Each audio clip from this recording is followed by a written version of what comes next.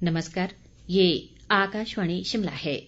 अब आप प्रभा शर्मा से कोविड-19 पर विशेष समाचार सुनिए। कोविड मरीजों की संख्या फिर से बढ़ रही है, इसलिए श्रोताओं से अपील है कि कोई भी कोताही न बरतें, सुरक्षा उपायों का पालन करें और 45 वर्ष से ऊपर के सभी लोग बेहिचक टीका लगवाएं। सुरक्षित रहें और 3 आसान उपायों का पालन करें। मास्क पहनें, 2 गज दूरी है जरूरी, सुरक्षित दूरी बनाए रखें, हाथ और मुंह साफ रखें। प्रधानमंत्री नरेंद्र मोदी ने कहा है कि देश को संकल्प, साहस और तैयारी के साथ कोरोना की दूसरी लहर को पार करना होगा। उन्होंने राज्यों से कहा कि वे केवल अंतिम उपाय के रूप में लॉकडाउन पर विचार करें। कोविड स्थिति पर कल शाम राष्ट्र को संबोधित करते हुए प्रधानमंत्री ने कहा कि कोरोना से बचाव के लघु नियंत्रण क्षेत्रों पर ध्यान केंद्रित किया जाना चाहिए। उन्होंने कहा कि देश के कई हिस्सों में ऑक्सीजन की मांग बढ़ी है और केंद्र व राज्य सरकारें निजी क्षेत्र के साथ मिलकर सभी जरूरतमंदों को ऑक्सीजन उपलब्ध कराने की कोशिश कर रही हैं। प्रधानमंत्री ने राज्य सरकारों से कहा कि वे श्रमिकों से आग्रह करें कि वे जहां हैं वहीं पर रहें। नरेंद्र मोदी ने कहा कि 18 साल से अधिक आयु के सभी लोगों को अगले महीने की 1 तारीख से टीका लगाया जाएगा।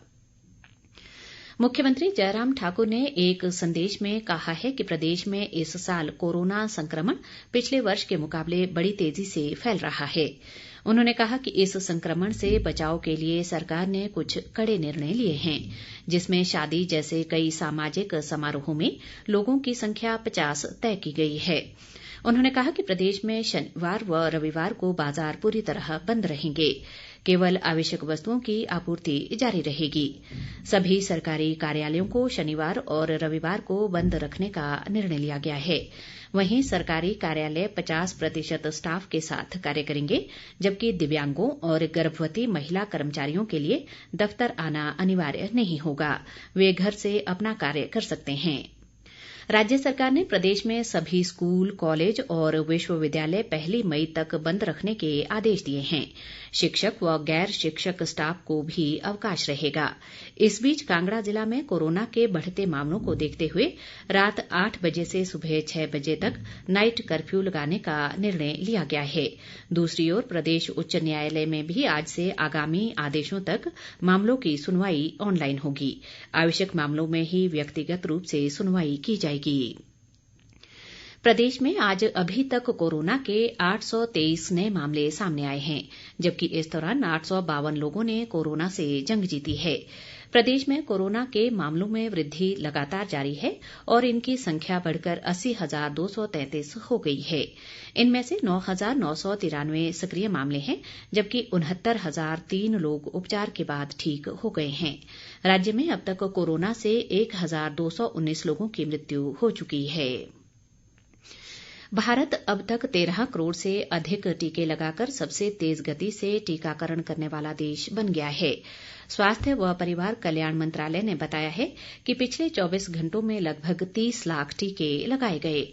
कोविड के लगातार बढ़ते संक्रमण और मरने वालों की संख्या रिकॉर्ड तोड़ रही है।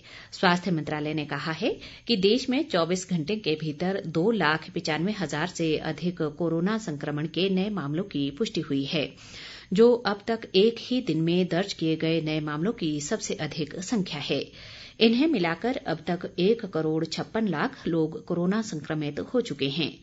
मंत्रालय ने बताया है कि देश में वर्तमान में 21,50,000 से अधिक सक्रिय मामले हैं, जो कुल संक्रमित हुए लोगों का 13.81% है। देश में अब तक कोरोना से 1,80,000 से अधिक लोगों की मृत्यु हो चुकी है। इस बीच कोविड से स्वस्थ होने की दर गिरकर 85% रह गई है।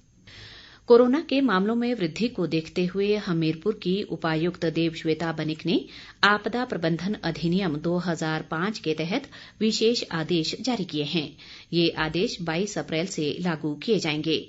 इन आदेशों के अनुसार जिला में अब सभी दुकानें सुबह 6 बजे से सायं 6 बजे तक ही खोली जा सकेंगी, जबकि दवाइयों की दुकानों, होटल, रेस्तरां और ढाबों पर ये आदेश लागू नहीं होगा।